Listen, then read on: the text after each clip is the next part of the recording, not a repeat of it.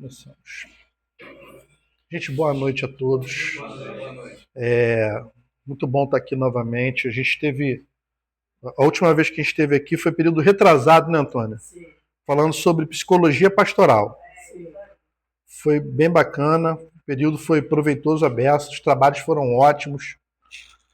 E agora a gente voltou para falar sobre cartas paulinas. Como é que a gente vai fazer? A gente vai dividir esse período. Obrigado. A gente vai dividir esse período entre as cartas gerais e as cartas pastorais. A gente vai falar sobre isso, né? Tudo que eu vou falar aqui hoje, eu vou mandar logo em seguida no grupo lá, na apostilazinha. Né? Cada semana eu vou mandar uma apostilazinha para a gente poder ir acompanhando o conteúdo. Mas é interessante a gente anotar aquilo que a gente vai falando aqui, porque tem muita coisa que eu falo que não está aqui, que é caco, eu vou colocando no caminho. Né? Inclusive, quero fazer logo uma recomendação de cara. Eu trouxe um livro aqui para vocês darem uma olhada. Chama-se História Eclesiástica. Vou colocar em cima o nome. É de Eusébio de Cesareia, da CPAD. Mas você encontra ele na internet. Tá? Se você procurar direitinho, você encontra ele na internet.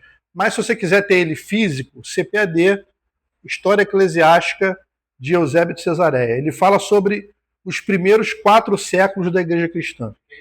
Eusébio de Cesareia. Vou colocar aqui. História e escritor. História Eclesiástica. Eu já cheguei a ler um pouco desse livro, mas era muitas páginas. Eusébio de Cesareia. O que esse livro tem a ver com a nossa matéria? Tudo, porque ele vai relatar os 4 primeiros séculos da Igreja Cristã. Mas ele vai dar uma ênfase ao primeiro século e aí ele vai falar bastante sobre Paulo. E quando ele fala sobre Paulo, ele está falando lá sobre um perfil de Paulo que a Bíblia não mostra, mas que a história relata. Então é muito curioso isso, porque a gente às vezes tem uma ideia de Paulo, mas a gente não sabe como visualizar isso. A gente não tem muita ferramenta para visualizar isso. Por exemplo, se eu perguntar a você como é que Paulo era, você vai saber me dizer? A gente não consegue imaginar, né? Mas aí a gente tem uma ideia mais ou menos, porque Paulo era romano, cidadão romano. Então o romano ele cuidava bem do corpo. Então ele devia ter um corpo em forma. Mas com o decorrer da jornada dele, depois da conversão de Saulo para Paulo, ele começou a sofrer açoite, começou a sofrer apedrejamento, quebraram as pernas dele, chicotearam ele.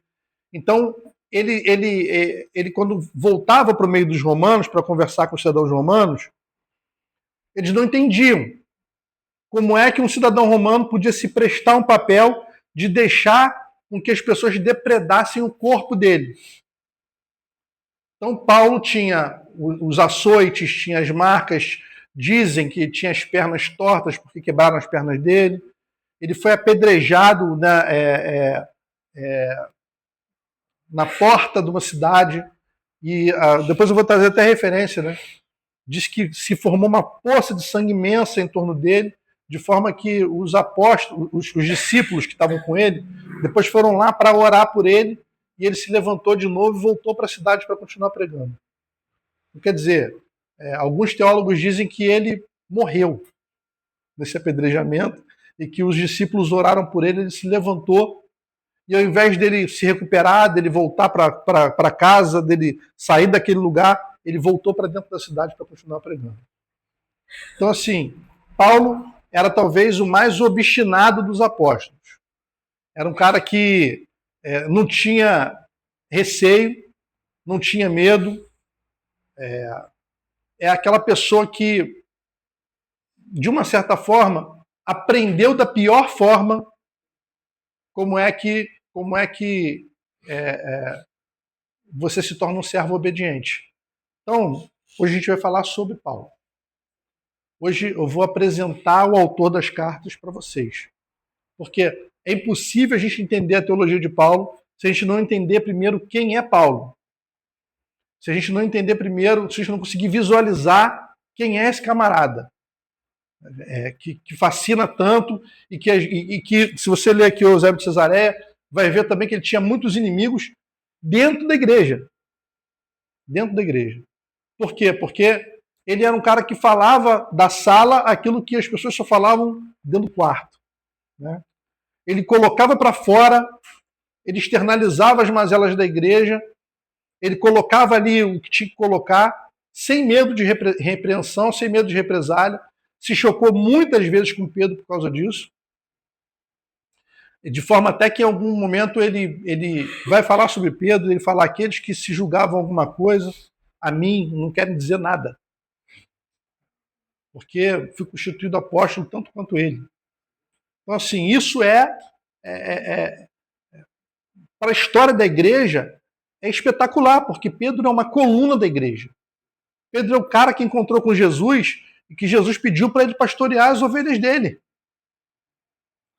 Você vê agora, teve a sucessão do Papa, né? O Papa Francisco faleceu, o Leão XIV agora assumiu. Então, quando você vê lá o trono do Papa, é o trono de Pedro. A catedral onde a coisa acontece é a catedral onde está o corpo de Pedro enterrado. Então, para você ter uma ideia da importância de Pedro para o cristianismo em geral, no catolicismo, ele é o primeiro Papa. Ele é uma coluna. Inclusive, o nome da capela é Capela de São Pedro. Capela de São Pedro. Então, assim, é sensacional você olhar os dois lados da moeda, Pedro e Paulo. E a gente, nas cartas, vai ver que tem embates entre os dois. Aqui, Pedro tem momentos onde ele é repreensível, e Paulo tem momentos onde ele não se furta a repreender. E aí a gente começa a entender melhor por que a teologia paulina constitui a doutrina da igreja.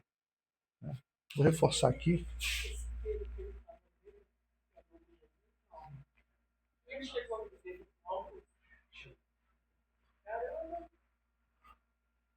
Ô, pessoal, a dúvida que eu fiquei perguntar é se Paulo já teve contato físico com o Eusébio de Cesareia. Não. Ele veio muito tempo depois, o Eusébio? Eusébio escreve bem depois. Bem depois. É um dos pais da igreja. Sim, dos pais da igreja. Agora, o que a gente precisa saber para começar a conversa sobre Paulo? Primeiro, precisa saber que o nome dele originalmente é Saulo. Saulo de Tarso. E esse nome judaico, Saulo, ele quer dizer, ele tem um significado muito parecido com o de Saul, o rei. Né? A raiz é a mesma. A raiz no hebraico é Shaul, que quer dizer desejado.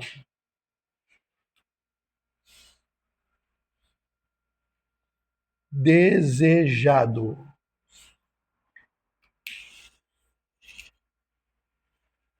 Ou o que foi pedido a Deus. Tem tudo a ver com Saul, né? Lembra da história de Saul? O povo está pedindo o quê? Um rei. Então, Saul é quem? Aquele que foi pedido a Deus. Paulo, quer dizer, Saulo, é aquele desejado, aquele que foi pedido a Deus. Quer dizer isso.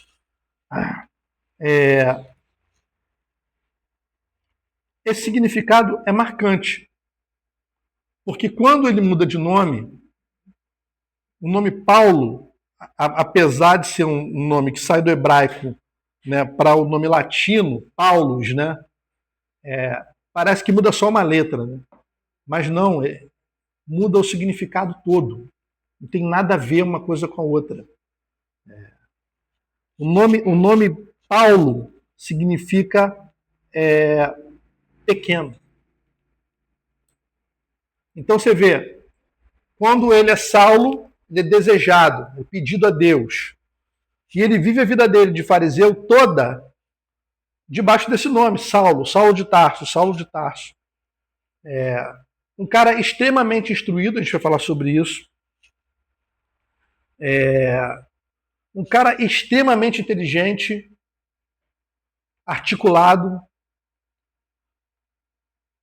e quando ele se converte, ele reputa esse conhecimento dele a nada.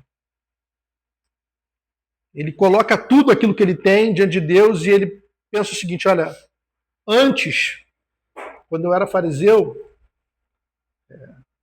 isso tudo importava muito. Títulos, conhecimento, sabedoria, idiomas, o conhecimento do estoicismo, do epicurismo, da filosofia, tudo isso importava muito. Mas agora, servindo a Deus, tudo isso está debaixo da obediência a Deus. Não é que não sirva mais, serve. Mas Paulo diz que isso, perto da glória de Deus, é um trapo de imundície. Trapo de imundície é um pano com que eles enrolavam a ferida com pus. Então tirava aquele pano cheio de pus, não servia para mais nada, jogava fora.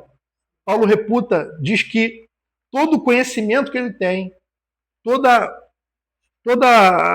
a expertise que ele arrecadou durante a vida dele inteira como fariseu, porque ele era um grande comandante de tropa também.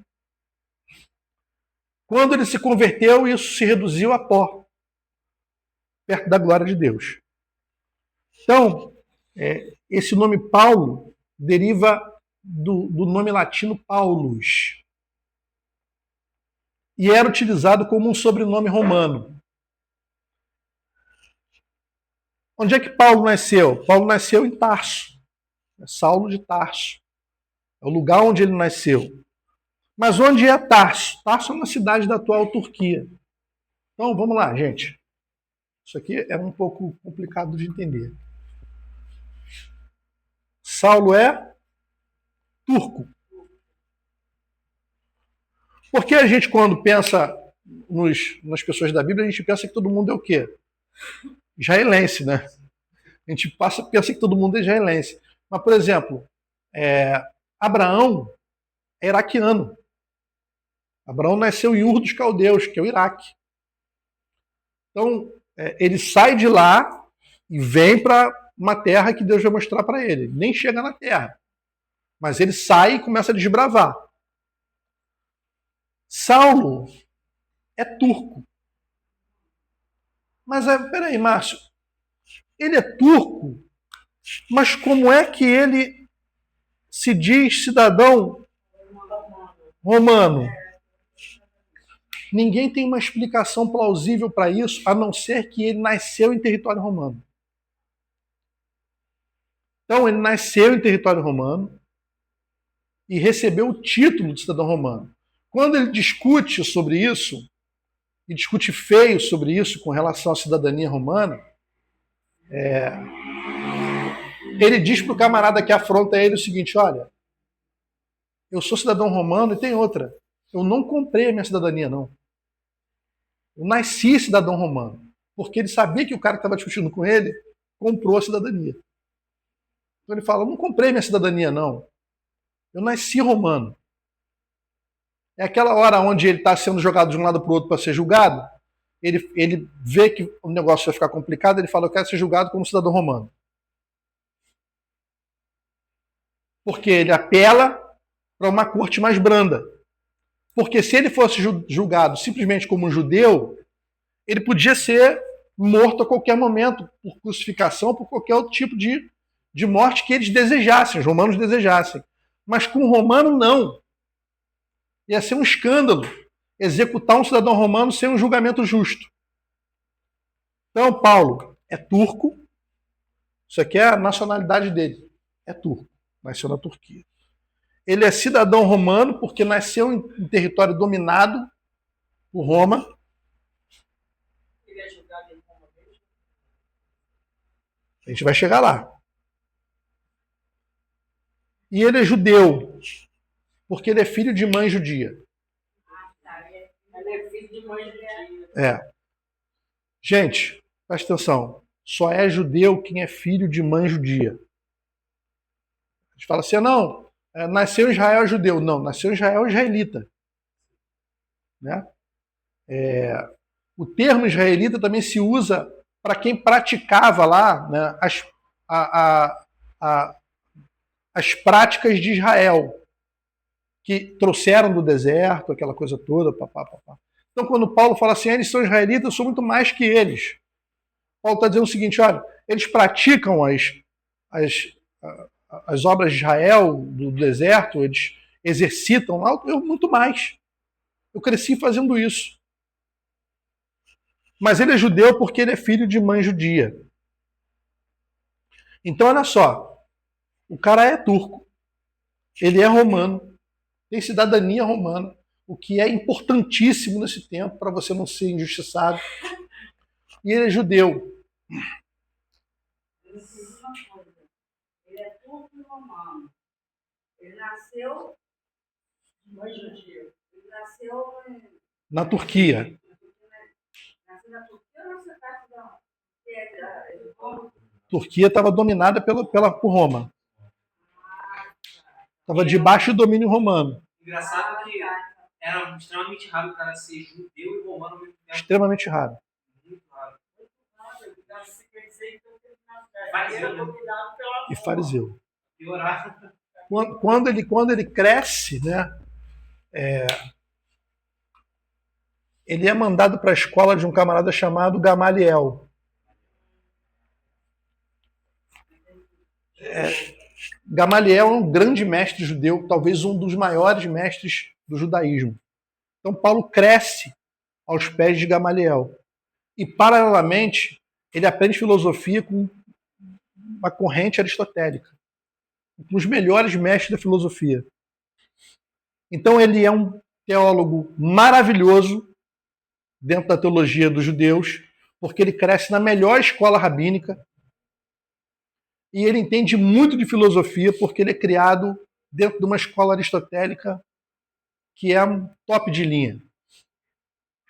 Então, isso proporciona a ele um escopo, uma base que pouca gente tem. Nessa época, você vai ver que tem muita gente ali que nasceu na Turquia também, que tem ali que é judeu, turco, mas que precisou ser pescador, precisou ser carpinteiro, precisou fazer outro tipo de atividade, porque não conseguia estudar numa escola top, como essa de Gamaliel. Então isso, né, como é que Jesus fazia para escolher discípulos, gente? Jesus ia lá e fazia o quê? Olhava para a cara do cara, como ele encontra com André, né, lá no caminho, ele diz o que para André? Fala, vinde após mim, né? Eu vou fazer de você um pescador de homem. André vai lá falar com Pedro, que está jogando a rede lá, Pedro sai, começa a seguir. Mateus está na mesa cobrando imposto, Jesus passa, a simples presença de Jesus já faz Mateus levantar daquilo ali, largar tudo e ir com Jesus. Então Jesus escolhe os seus discípulos. Presta atenção nisso. Jesus escolhe os seus discípulos. O mestre da filosofia, não, ele é escolhido. Entendeu? É o caminho contrário. Então, quando Paulo vai estudar com Gamaliel, ele é escolhido por Gamaliel. Mas quando ele vai para a escola filosófica, ele escolhe essa escola. De acordo com o quê? De acordo com o que ele quer fazer, de acordo com o que ele está inclinado a ter como ministério lá dentro do judaísmo, né? Então isso é desde a mais tenra idade. Então é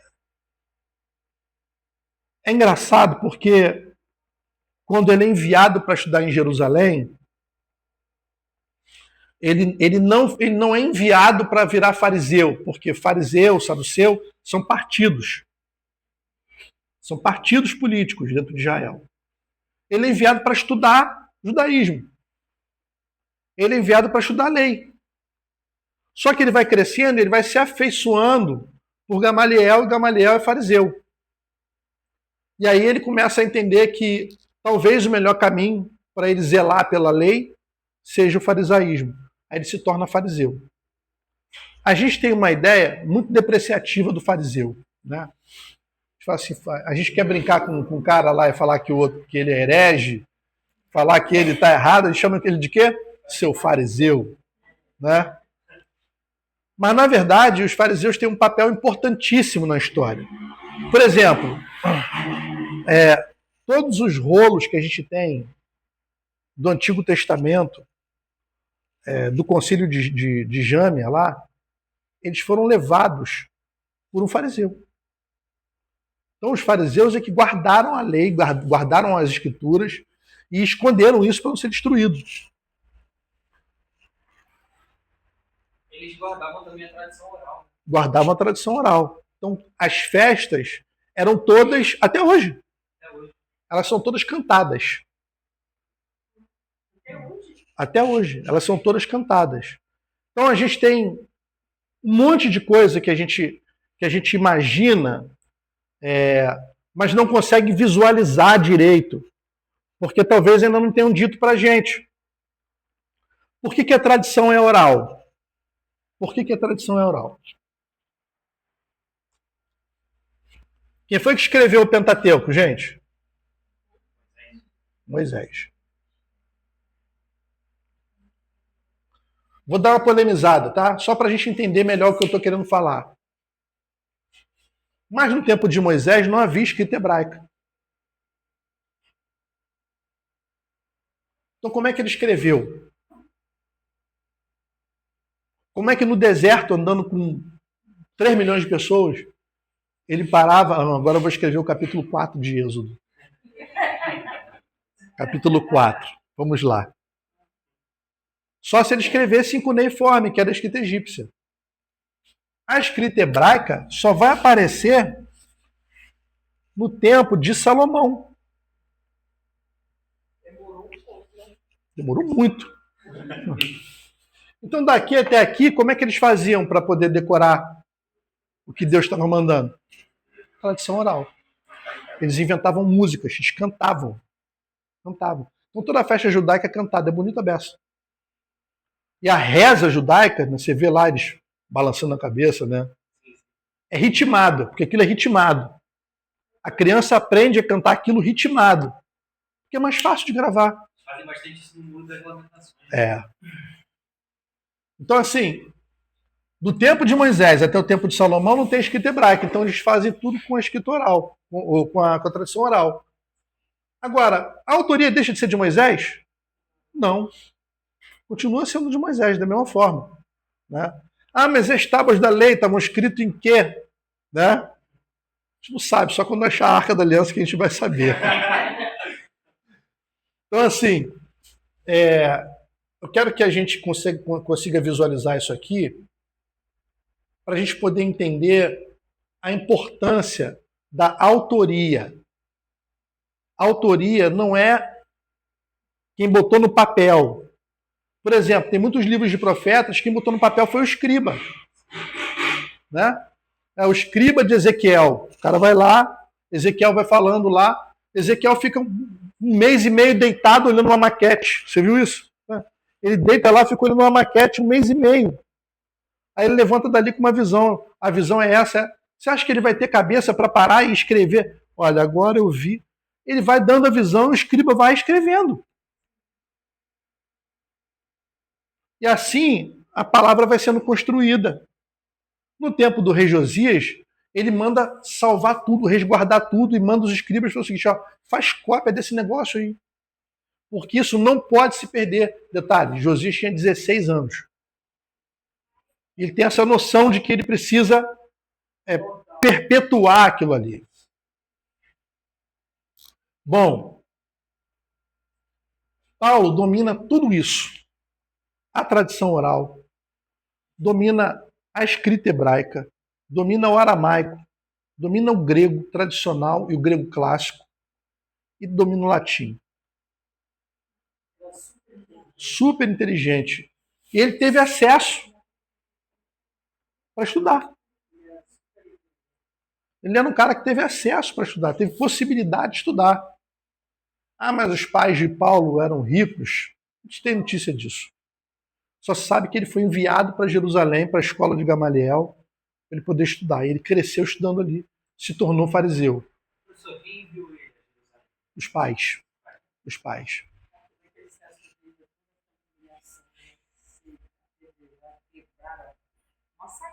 Massacraram ele. Então você vê, ó, os fariseus, para entender como é que Paulo via o cristianismo. Os fariseus, eles viam o cristianismo como uma perversão do judaísmo. Por isso que Saulo assolava a igreja. Tem um plano de Deus nisso? Tem. Abre aí, por favor, Atos capítulo 8, versículo 3. Quem achar pode ler, por favor. Atos capítulo 8, versículo 3.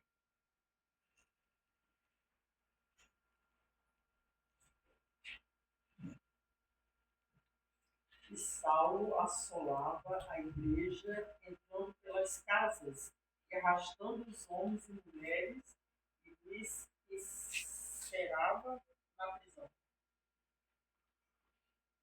Paulo, ele tinha uma carta de Roma que permitia que ele matasse. Porque um judeu não podia matar outro judeu. Só Roma podia matar. Mas ele era uma espécie de um capitão fariseu que tinha uma autorização romana para matar.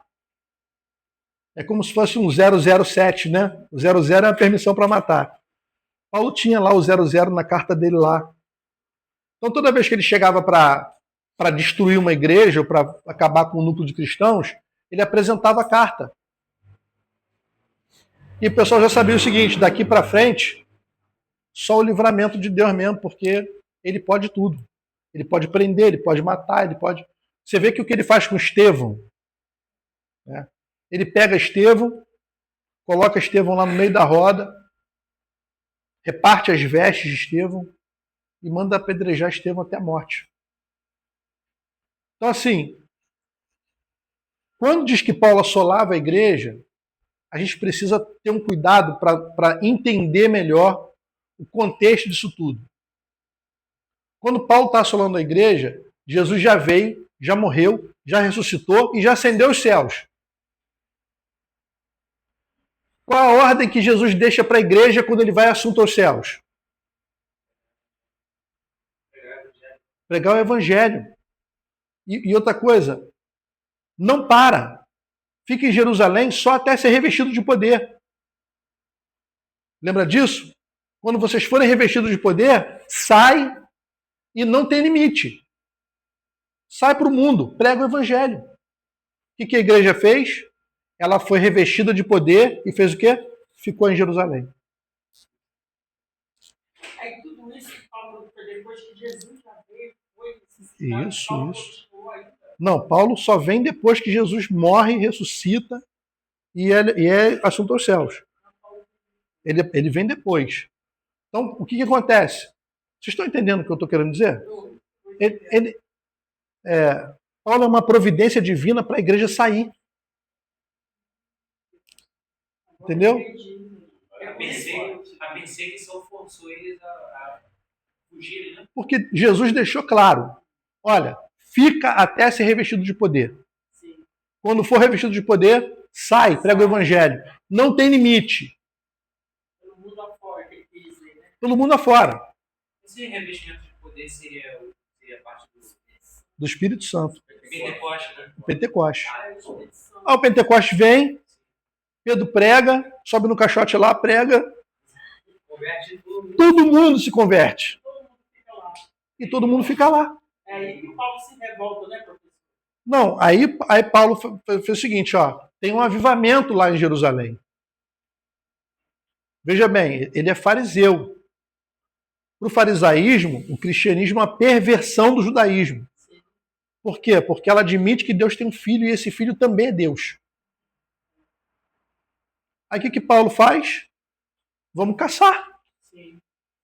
Porque esses caras estão lá e estão pregando. E eles estão pregando a perversão do judaísmo.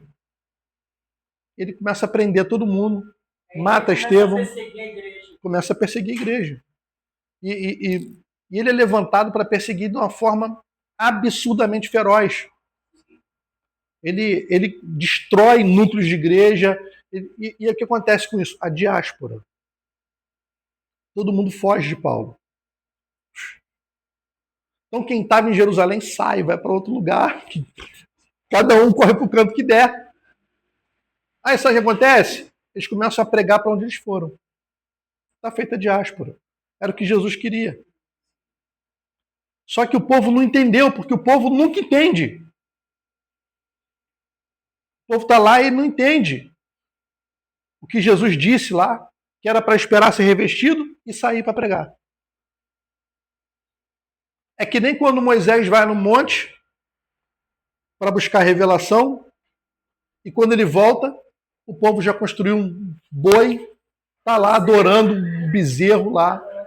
Tinha construído outros deuses. Então, o povo não entende nada. E aí, com Jesus, é a mesma coisa. Jesus, gente, vamos fazer uma recapitulação. Jesus é a última providência de Deus. Por quê?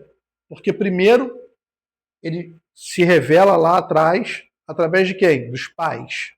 Né? Aí o povo não entende. Não entende o que os pais querem dizer. Aí vem quem? Vem os juízes. Aí o povo não entende os juízes. Aí vem quem? Os profetas. Aí o povo não entende os profetas. Aí vem rei. O povo não entende o rei. Aí Deus fala o seguinte, eu vou ter que ir. Porque eles não entendem. Aí ele vem. E mesmo assim a gente não entende. Então assim, o que ele fez para a gente entender? O poder do Espírito Santo. O poder do Espírito Santo. Ah, e se o poder do Espírito Santo não for suficiente para entender? Aí a perseguição vem, a gente vai entendendo a raça. Vai entendendo a força do ódio. Entendeu? Eu falo assim, ó, era isso aí que eu queria. Agora vocês foram para todo lugar? Era isso aí. Desde o início. Né? Você lembra de Jacó? Jacó se encontra lá com Esaú e tem um problema com Esaú. Né? Dali por diante, eles não se veem mais. Porque Jacó está morrendo de medo de encontrar com Esaú de novo. A mãe de Jacó, Rebeca, ela nunca mais vê o filho. Ela fica 20 anos sem ver o filho. Depois, quando ele volta, ele vai levando, ele manda na frente um monte de junta de boi, de camelo, de não sei o que lá, para acalmar a raiva de Esaú. Né? E ele manda isso porque ele sabe que se Esaú pegar ele, vai destroçar ele. E aí ele recebe lá um salvo-conduto de Esaú, mas no meio dessa história toda, ele está andando e ele chega num lugar chamado Betel. Vocês lembram disso? Sim.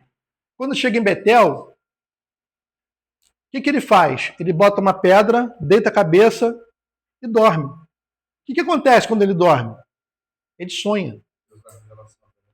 Deus dá uma revelação a ele. Qual é a revelação? A escada. Que os anjos sobem e descem da escada. A escada dá para o céu e tal. Pá. Então, Deus está querendo falar com Jacó desde então o seguinte, de que ele deveria se consertar para poder ter o contato que Deus quer ter com ele, de intimidade. Então Deus dá sonho a ele, Deus dá essa revelação a ele, para ele despertar, para ele acordar, e ele admitir, porque o nome de Jacó significa usurpador, né? Para ele acordar e dizer o seguinte, Senhor, eu já não sou mais usurpador, agora eu quero ser outra coisa. Eu admito que eu sou usurpador, me muda. O sonho que Deus dá a ele é para ele mudar, porque Deus dá um sonho lindo do céu, dos anjos subindo e descendo, tal, da glória de Deus e tal. Aí ele acorda, o gênio acorda, fala assim, entendi tudo. Esse lugar não se chamará mais Betel, agora se chamará Luz. Está tudo errado. A revelação não era para mudar o nome do lugar, era para mudar ele. Ele não entende, ele fica mais 20 anos andando e não entende. Até que o anjo vai lá, cansa, entra no caminho dele e fala assim, agora somos eu e você. Aqui, meu filho, é onde o filho chora e a mãe não vê. A coisa vai complicar para você agora. E aí começa a luta que dura a madrugada inteira. Imagina você lutar com um anjo a madrugada inteira.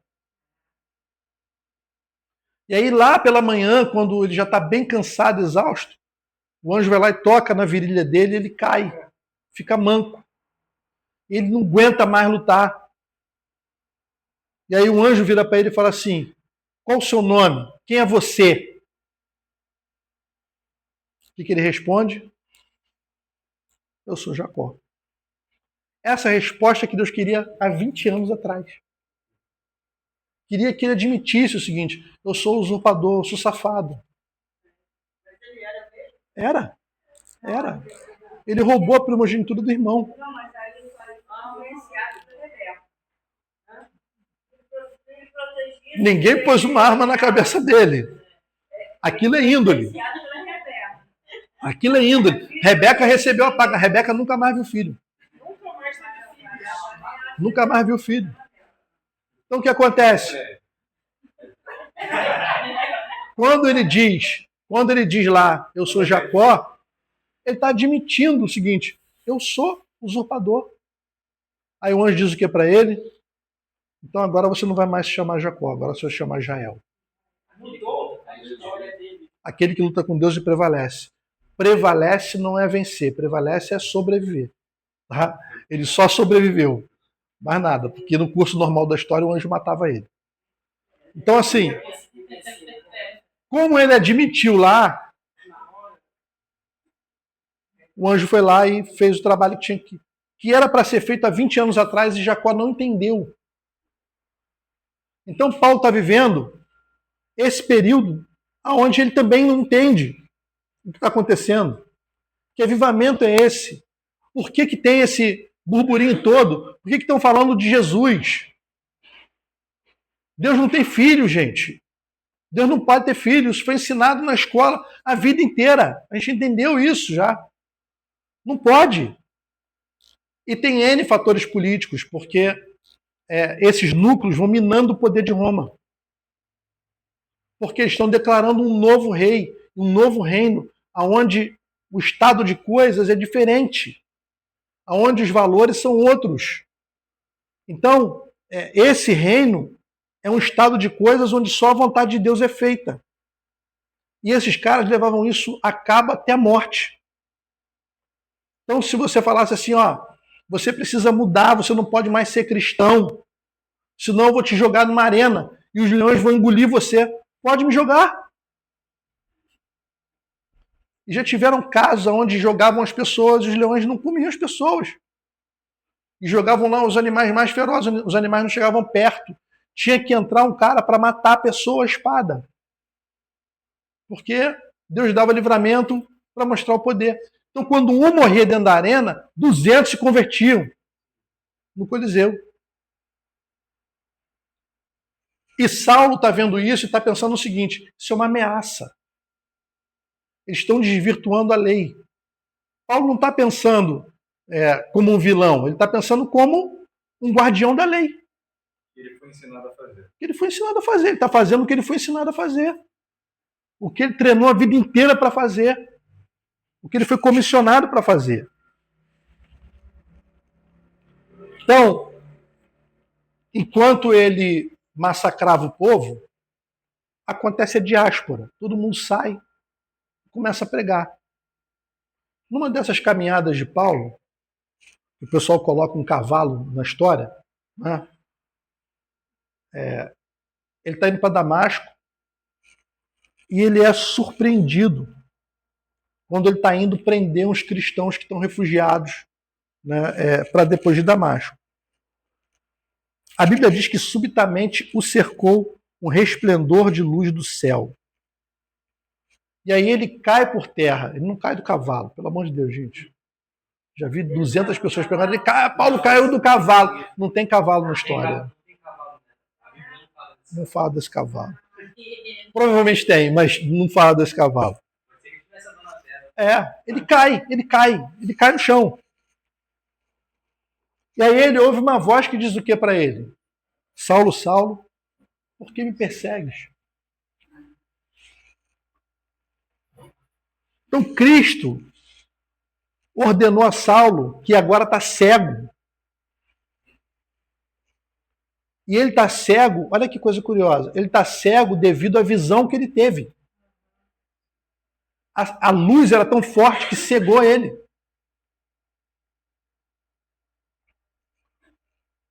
E Jesus fala assim, vai para Damasco, que lá eu dou mais instruções. Detalhe importante, quando ele cai no chão e Jesus fala com ele, ele responde, quem és tu, Senhor? Ele já responde entendendo que a força que derrubou ele é soberana, não tem como resistir. E aí ele já cai vencido, vai para lá, para Damasco, e aguarda as instruções. Após 3 dias de cegueira, Mesmo cego. ele está com uma companhia, tem pessoas. Ele andava com um grupo que prendia cristãos. Mas acho que ele depois recupera a visão, não é isso? Depois de 3 dias. Ele é visitado por um discípulo chamado Ananias, Sim. e ele restaura a visão de Paulo, de Saulo ainda, né? Saulo. Então Saulo é batizado, segue para Jerusalém,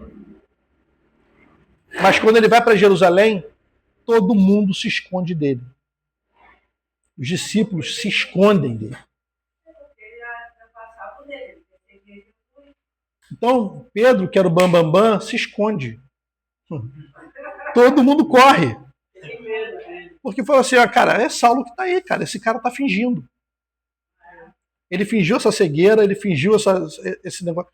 Em momento nenhum, ele trata disso, Saulo trata disso como conversão. Ele não trata disso como conversão. Ele trata disso como um impacto que ele recebeu. Mas em momento nenhum ele trata disso como conversão. Então, depois de muito tempo, claro, ele é discipulado.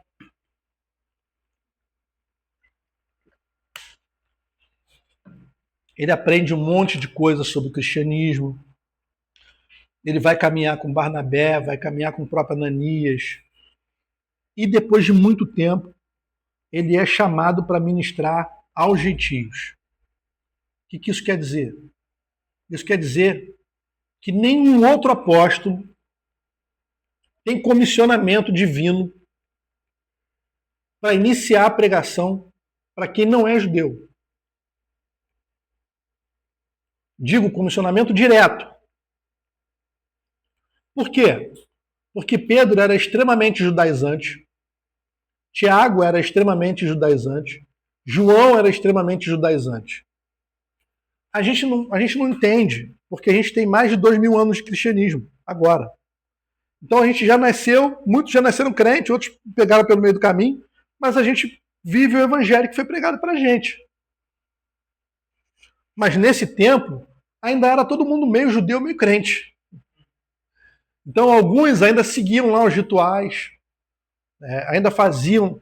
Você vê que Pedro está discutindo na Assembleia de Jerusalém ainda sobre comer sangue ou não comer sangue. Eles estão discutindo em Jerusalém sobre carne sufocada. Que carne sufocada é o porco mal abatido. Lá, não pode comer porco. Por quê? Porque a lei judaica diz que não pode comer porco. Não pode. Acho que até Paulo dá um sacode nele por causa disso, né? Porque ele pagava judeu, mas andava com gente. Exatamente. O que acontece? Pedro, quando ele estava longe dos judaizantes, ele sentava na mesa com os gentios. Só que numa dessas aí, o Paulo chega e vê ele sentado na mesa com os gentios. Ele fala, por que tu... Gentios, mas não pregava para os gentios. Não pregava para os gentios. Então, a gente só conhece o evangelho por causa de Paulo. Por causa de Paulo. Então, assim, quando Pedro está lá, o que Paulo fala para ele? Olha, por que você, quando está junto da gente, você fala mal dos caras. Mas agora você está aí, sentado e comendo com eles. Então, cara, toma uma posição, velho. Ou você assume que é lícito pregar para os caras, comer com os caras, ou então você assume de vez que você é judaizante e que nada pode, e que você continua vivendo debaixo da lei. É isso. Aí Pedro toma um sacode desse, começa a repensar um monte de coisa. Na Assembleia de Jerusalém, Paulo sai com a vitória. Por quê? Porque eles ainda mantêm lá o lance de não comer sangue, mas a outra exigência que eles fazem para os gentios é a prostituição. Afasta da prostituição. Então a decisão do Concílio de Jerusalém, ela é completamente a favor de Paulo, porque não tem como discutir com relação à pregação dos gentios com quem foi comissionado para pregar para os gentios. Então o que Paulo faz? Paulo simplesmente defende aquilo que Jesus Cristo já fez durante o ministério dele na terra. Então, quando Jesus estava aqui, ele lavou as mãos 7 vezes para comer com as pessoas? Não. Então o gentio não precisa fazer isso. Vem cá, Jesus quando pregou para a samaritana lá, ele fez alguma exigência para ela, a não ser que ela acreditasse? Não. Então pode pregar para a mulher. Porque tinham as prostitutas cultuais do templo de Afrodite. Não podia pregar para elas, eram as mulheres que usavam cabelo curto. Não podia pregar para elas, porque elas eram prostitutas cultuais. O simples fato de eu falar com elas estava me tornando imundo. E Saulo, que o seguinte, cara, quero que se dane. Jesus me chamou e ele purificou tudo isso que vocês estão dizendo que é sujo. E me chamou para não edificar, isso é muito forte, para não edificar em cima de alicerce alheio. Cara, quem já fez obra, já viu uma obra, sabe o que é isso, né? Tá lá o chão puro. Para você levantar uma casa, você tem que fazer o quê? Você tem que cavar as sapatos e fazer o alicerce. Então, quando o alicerce está pronto, é mole levantar a casa. O que Paulo está dizendo é o seguinte: Jesus não me chamou para isso. Para pegar o que vocês fizeram já de base e construir minha casinha. Ele me chamou para construir outro alicerce. E é isso que eu vou fazer. Eu vou construir outro alicerce. Ele foi lá e construiu outro alicerce. O que aconteceu? Polêmica. Né? As pessoas começaram a se manifestar dizendo que Paulo estava agindo como um libertino. Porque ele ia lá e pregava para as pessoas, e as pessoas se convertiam e não circuncidava ninguém. Mas o cara não circuncida ninguém, por que não circuncida ninguém? Tem que circuncidar. Aí Paulo fala, mas o Evangelho, ele é o poder de Deus. Não para a circuncisão do prepúcio, mas para a circuncisão do coração. Acho que é em Gálatas que ele fala isso, ou em Efésios. Fala, é para a circuncisão do coração. Não precisa mais cortar prepúcio de ninguém. Ele quebrava todos os padrões, né? Todos os padrões. Agora, ele ainda tem questões com relação ao judaísmo e ao modo romano de viver, como, por exemplo, escravidão. Né? Ele fala lá que o servo precisa respeitar o seu senhor. E isso é polêmico, porque o Evangelho de Jesus Cristo, ele chama a gente para uma vida livre da escravidão.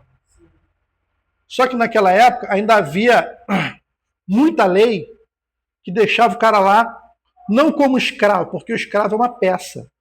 Ele não vale nada, ele não é gente. Mas como servo. Lembra que o pastor João pregou domingo sobre o faraó foi endurecendo o trabalho? Primeiro aumentou o trabalho, depois racionou as coisas. Quando João fala que ele aumentou o trabalho, eles ainda eram servos. Então tem casa, come, recebe comida, é tratado como gente. Mas quando o faraó endurece, fala assim, agora acabou, agora não é mais servo, agora é escravo. Acaba a comida, acaba tudo, é para fazer a seco mesmo.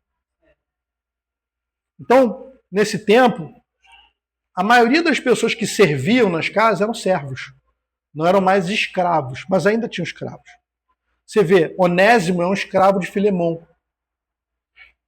Né? A carta de Filemão, a carta para Filemão, é um tratado de Paulo pedindo o quê? Que ele perdoe Onésimo. Ele fala, olha, Onésimo é o meu filho, nasceu aqui das minhas entranhas, na cadeia e tal, papapá. Ele era um escravo seu, mas agora ele é muito útil para o reino. Sabe, o que ele fez de errado, põe na minha conta. Cara, esse de Paulo é fantástico. Ainda dizem que Paulo não tinha misericórdia. Põe na minha conta. Deixa que eu pago. Agora, quando ele sair daqui, recebe como um irmão. Não recebe mais ele como um escravo. E Paulo tira a onda e diz o seguinte, eu tenho autoridade para te mandar fazer isso, mas eu prefiro te pedir. Você vê como Paulo tem influência, como ele tem poder. E Filemão era um senhor rico. O cara tinha muito dinheiro. E Paulo diz a ele, olha, eu podia mandar você não tratar o Onésimo como escravo, mas eu estou te pedindo, recebe ele como irmão. Resultado, Onésimo é solto, depois ele se torna bispo de várias igrejas. Então, a conversão de Saulo para Paulo é um testemunho de que o evangelho de Jesus está ao alcance de todos. Do mais ovelhinha legal até o mais cruel. Entendeu? Então é por isso, é por essas e outras, que às vezes a gente ouve falar assim, bandido bom é bandido morto. E a gente, por causa da situação que a gente está vivendo, a gente concorda com isso. Né? Mas isso não é o evangelho de Jesus. Isso é o evangelho dos evangélicos. Bandido bom é bandido convertido. Bandido bom é bandido salvo. Ao invés da gente fazer uma campanha para matar bandido, a gente tem que fazer uma campanha para entrar na cadeia e pregar para bandido. E é isso que Paulo está fazendo. Paulo está revolucionando a forma de pregar o evangelho. Ele prega sem distinção. Ele fala, não tem judeu nem grego, não tem eunuco, não tem ninguém que não possa receber. E tem outra, você não está longe do alcance dessa graça, porque ela me alcançou. Eu que era perseguidor da igreja. Eu que matei muitos cristãos. E aí Paulo, esse nome Paulo, pequeno, né, o menor de todos, ou chamavam lá baixinho, né? É porque Paulo se considera o quê? O menor dos apóstolos. Ele se considera o maior dos pecadores. Porque ele tem consciência de tudo que ele fez. E ele traz isso para a vida dele, para o ministério dele, para ele se açoitar em humildade. Para ele entender o seguinte, que o velho homem, ele está sepultado. Mas de vez em quando ele bota lá a mão para fora do túmulo, cara. Entendeu? Você quer ver uma coisa? A diferença de Jesus para Paulo. Jesus, quando está lá sendo julgado, se eu não me engano, Pilatos fala alguma coisa com ele, e ele responde, né? Fala, você é o rei dos judeus? Aí Jesus responde, tu dizes. E aí depois falam sobre sedição, dele tá querendo tomar o trono de César e tal. E aí Jesus diz que o reino dele não é desse mundo. O reino dele é de outro mundo. Se fosse desse mundo, já estava todo mundo lascado. Aí vem um guarda... Ele fala desse mundo e meus discípulos não teriam me entregado a ti. Vem um guarda do nada dar uma bofetada na cara de Jesus. Sem avisar, sem nada. Você lembra da reação de Jesus? Jesus olha para ele e fala assim, por que você fez isso? Cara, isso é... Fico arrepiado, cara. Se eu falei bem, porque me ataca, né? Por que você fez isso? É uma pergunta que desmonta qualquer agressor, cara. O cara veio de graça, deu uma bofetada na cara de Jesus, desarmado, talvez amarrado lá. Tomou uma bofetada. Aí corta para Paulo. Paulo está sendo julgado. E aí, no momento do julgamento, ele está se defendendo e vem um cara também e dá uma bofetada nele. Ele vira pro cara e diz o quê? Deus vai te ferir, parede branca. Lembra disso? Fala, Deus vai te ferir, falou. Ele jura o cara. Isso é o velho homem, ó. Saindo da terra, assim, ó. Porque tomou uma bofetada na cara. Ele virou e falou assim, Deus vai te ferir. Você bateu num apóstolo. Não podemos esquecer que existe uma coisa, né, que é uma espécie de poder apostólico. Quando Paulo está com Alexandre Latueiro Dimas, ele faz o quê? Ele fala o seguinte, olha, esses camaradas aí já não andam mais comigo. Eu entreguei a carne deles a Satanás, para que o espírito se salve. É um poder apostólico. Ele tirou a mão dos caras. Falou, ó, vocês querem ficar na esbórnia? Então fiquem sozinhos. Não tem mais a cobertura, não tem mais a proteção, não tem mais a palavra. É com vocês mesmos, vocês estão por conta própria. Então, quando ele fala isso pro cara, isso tem um peso. Mas o que eu quero frisar aqui é o seguinte. Olha a diferença de Jesus para Paulo. Olha a diferença de um para o outro. É por isso que Paulo diz assim, eu sou o menor de todos. Porque ele sabe, ele se conhece. Ele sabe que mais um pouco ele voava em cima daquele cara e matava aquele cara. Com maior facilidade. Ele entende que conversão é todo dia está se convertendo. Jesus toma uma bofetada na cara e fala, por que você fez isso? Jesus já olha com misericórdia. Paulo já olha pro cara assim e fala, meu irmão, se for me vingar, vento que venta lá, venta cá, hein?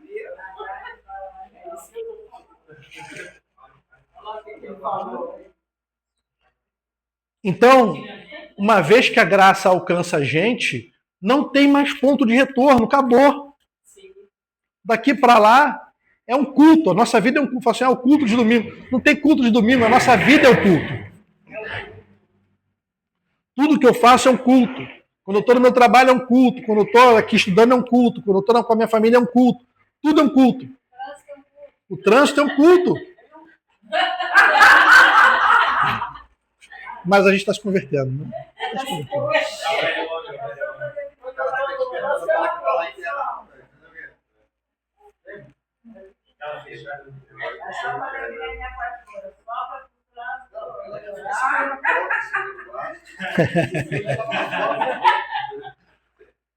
Então, por que Paulo?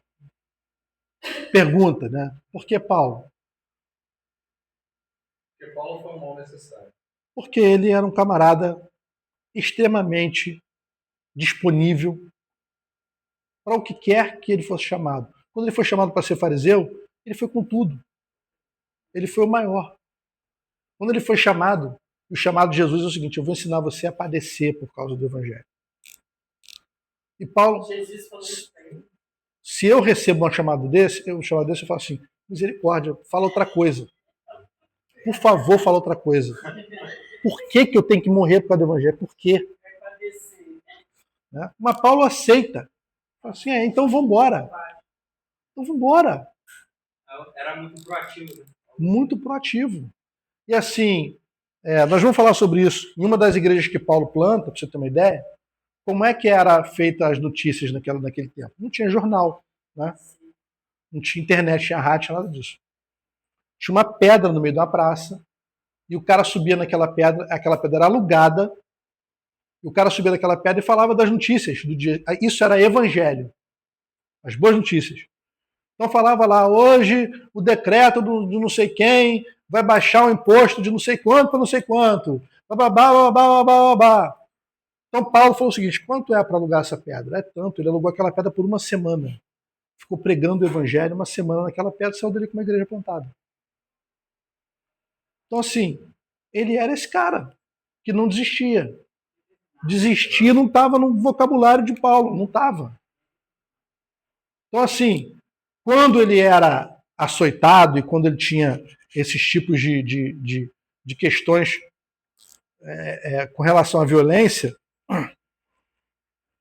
ele se lembrava do que ele já tinha feito.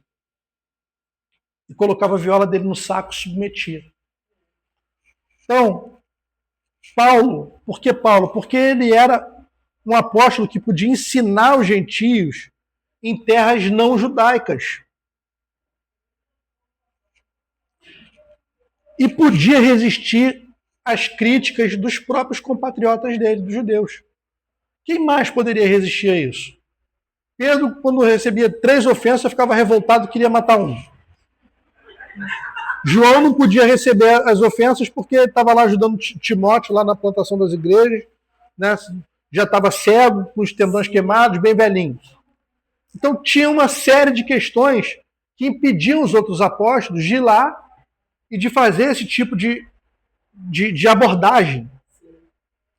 E Paulo tinha sido moldado para isso. É porque ele tinha habilidade pelo fato de ser romano. Ele segurava a onda e atacava. Ele é morto pelos romanos? Ele é morto pelo Nero. Na Roma. É em Roma, isso. Ele é julgado lá? Ele é julgado e é morto lá. Ele é julgado e é morto E lá. é morto. A causa da morte dele. Decapitação.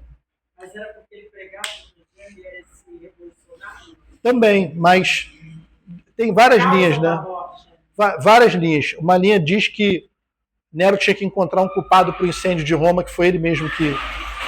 Então ele colocou Paulo como culpado. Mas isso é muito remoto, é possível que isso não tenha acontecido. Por quê? Por ele ser um cidadão romano. Ele passou, não se sabe qual foi o motivo exato, mas ele passou por um julgamento justo. Entre aspas. Passou por um julgamento justo e foi decapitado. Ele já sabia que ia passar por isso, né? Ele sabia que ele ia padecer por causa do evangelho, mas só que ele queria ir para a Espanha ainda. Ele queria descer para a Espanha. Também não há registro se ele conseguiu ser. Não há registro. Não há registro. Nem arqueológico tem registro lá. Então, ele tinha conhecimento e treinamento para ensinar tanto a judeus quanto a gentios. Esse background que ele tem de filosofia, lá em Atos, tem uma hora que os caras falam assim, porque esse altar do Deus desconhecido, estão discutindo lá, e Paulo intervém lá para falar sobre o Deus desconhecido, né? Eles estão andando no Areópago, um monte de sábio, e aí chega no altar do Deus desconhecido, e Paulo fala, olha, esse Deus desconhecido é o Deus do qual um dos seus poetas cretenses fala. Então Paulo conhece um poema cretense e uma lenda cretense sobre como esse altar foi criado. Isso está num livro chamado Fator Melquisedeque. Muito bom esse livro. Esse livro é maravilhoso. Quando em Creta, se não me engano, houve uma peste que estava matando todo o rebanho.